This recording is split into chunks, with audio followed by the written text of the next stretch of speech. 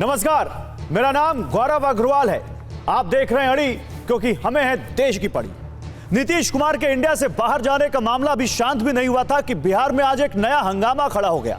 दरअसल इंडिया के बड़े नेता लालू प्रसाद यादव को ईडी ने जमीन के बदले नौकरी के मामले में पूछताछ के लिए बुलाया, जिसको लेकर आरजेडी के नेताओं ने जमकर हंगामा काटा। सुबह 11:30 बजे लालू प्रसाद यादव से ईडी की पूछताछ शुरू हुई और यह पूछताछ अभी तक जारी है। उधर झारखंड के मुख्यमंत्री हेमंत सोरेन के दिल्ली आवास पर भी ईडी के अधिकारी पूछताछ के लिए पहुंचे, लेकिन हेमंत सोरेन आवास पर नहीं मिले। खबर है कि उन पर गिरफ्तारी की तलवार लटक रही है। झारखंड के नेता अब हेमंत सोरेन के नहीं आने को लेकर सवाल उठा रहे हैं। ऐसे में यह संयोग है, यह प्रयोग है, जब राहुल गांधी भारत जोड़ो न्याय यात्रा निकाल रहे हैं, उसी वक्त ईडी के अधिकारी इंडिया के नेताओं के घरों की यात्रा कर रहे हैं।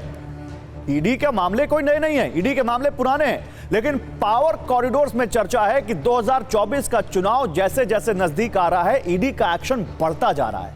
आज हम इसी पर बात कर रहे हैं, ईडी की इंडिया यात्रा, न्याय या अन्याय। लेकिन आगे बढ़े उससे पहले आपको ग्राफिक्स के जरिए समझाते हैं ये पूरा मामला। देखिए, एक तरफ राहुल गांधी भारत जोड़ो न्याय यात्रा पर है, वो बिहार पहुंचे आज, तो वहीं ईडी की टीम भी इस वक्त एक्टिव है। तो ऐसे में ये कोई संयोग है या प्रयोग, ये कैसे देखें? राहुल की न्याय यात्रा बिहार के किशनगंज पहुंची तो देखिए उनके सहयोगी दल आरजेडी सुप्रीमो लालू प्रसाद यादव से आज ईडी पूछताछ कर रही है।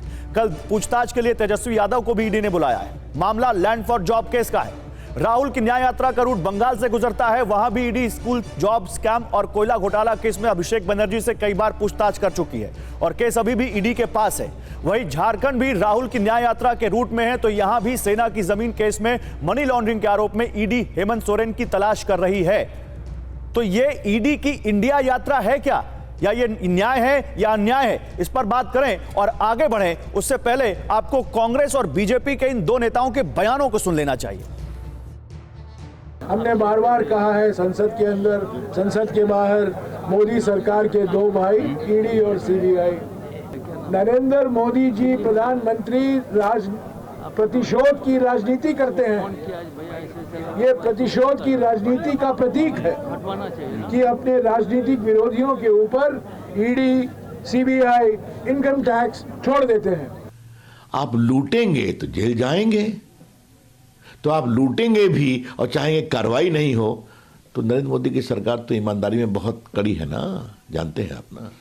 तो ईडी किस मामले में सवाल करेगी या करती, इसका जवाब नहीं है, सिर्फ प्रताड़ित की बात करती है। अपने समाज के लोगों से भी जमीन ली, तो जवाब इसका देना पड़ेगा। इसका जवाब तो नहीं है, तो ईडी सवाल तो पूछेगी ना। आप लूटेंगे तो जेल जाएंगे, रविशंकर प्रसाद यहां पर कहते हुए। देखिए, इस पर बात करने के लिए मेरे साथ नलिन कोहली हैं, बीजेपी के प्रवक्ता सुप्रिया श्रीनेत हैं, कांग्रेस की प्रवक्ता घनेंद्र भारद्वाज हैं, आम आदमी पार्टी के प्रवक्ता। आप सभी का स्वागत है। और सुप्रिया जी, पहला सवाल आपसे, और रुपेश भी हमारे साथ पटना से इस वक्त, उनके पास भी जाएंगे हमारे सहयोगी। लेकिन सुप्रिया श्रीनेत, सुनिए रविशंकर प्रसाद क्या कह रहे हैं। ईडी के सवालों का जवाब नहीं दे रहे हैं और बातें बहुत कर रहे हैं नेता। आप लूटेंगे तो जेल जाएंगे।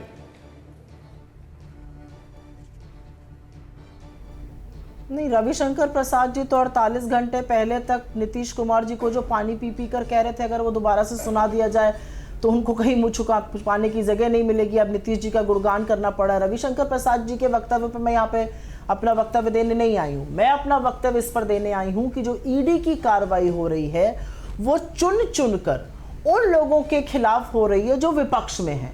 95% केसेस ईडी के सारे विपक्ष में ही 2014 के बाद हुए।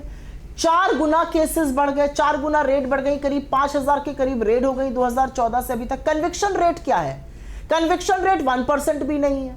तो दिक्कत की बात यह है कि यहां पर आपका रेपुटेशन असैसिनेशन होगा, अनर्गल आरोप लगा दिए जाएंगे, आपसे पूछताछ होगी, लेकिन 10 सालों में किसको कन्विक्ट किया मोदी सरकार ने? यह भी तो सुनने वाली बात है। अब ये कहेंगे 96% कन्विक्शन रेट है। अरे जब आप FIR ही नहीं कर, जो लिखते उस पर करते, तो कैसे होगा?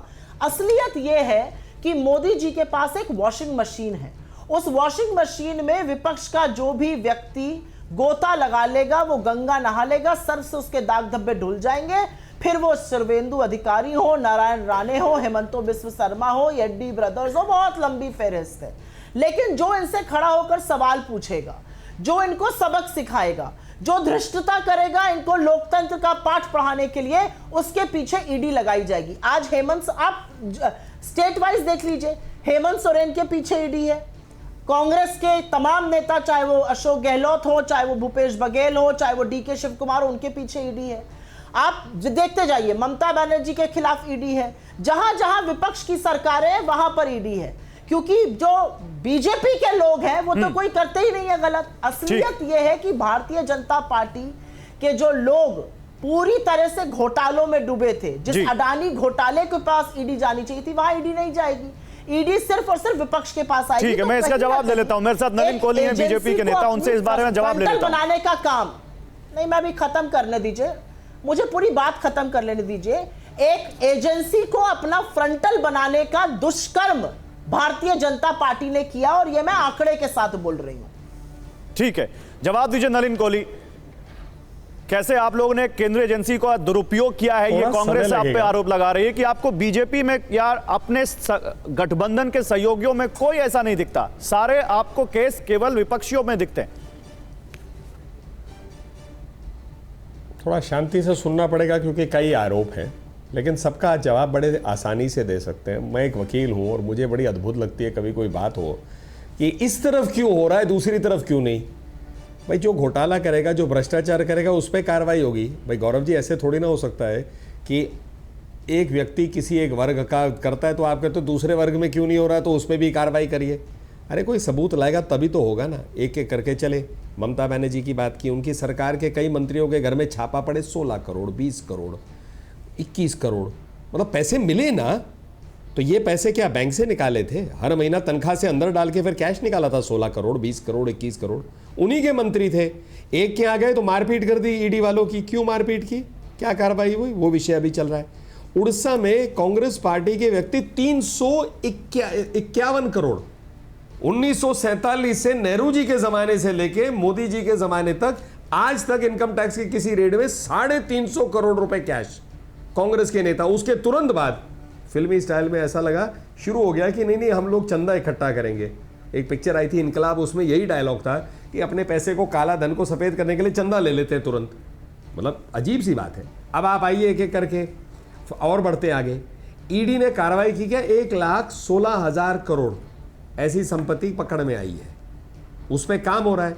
लालू जी के भ्रष्टाचार के ऊपर में जो प्रश्न थे वो कब से स्टार्ट है, मतलब जैसे रविशंकर जी ने बताया, अभी प्रसाद जी ने, कि 1.5 साल का बच्चा करोड़पति हो गया है। ये कौन सी टेक्नोलॉजी है, मतलब पूछना तो पड़ेगा। तो आप अगर आज 21 साल के हो गए तो जवाब तो देना पड़ेगा ना कि कहां से पैसे आए। पैसे तो जनता का ही है। अब आइए हेमंत सोरेन जी पे, 10 बार वो नहीं आए, क्यों नहीं आए? 2 मामले हैं, खनन घोटाला है, दूसरी तरफ है लैंड घोटाला, जमीन घोटाला।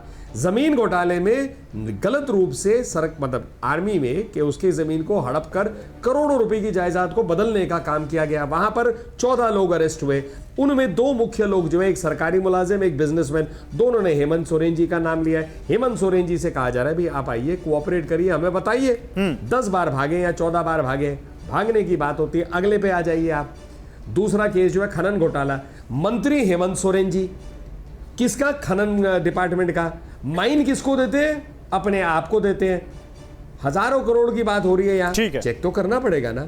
उसमें एक IAS अफसर जो है जेल में बैठे हुए हैं। तो ये ऐसे विषय नहीं है। आगे बढ़िए, कांग्रेस पार्टी के आगे बढ़ेंगे जरा इस पर, और ये कोई गलत तो घबराने वाली बात इस पर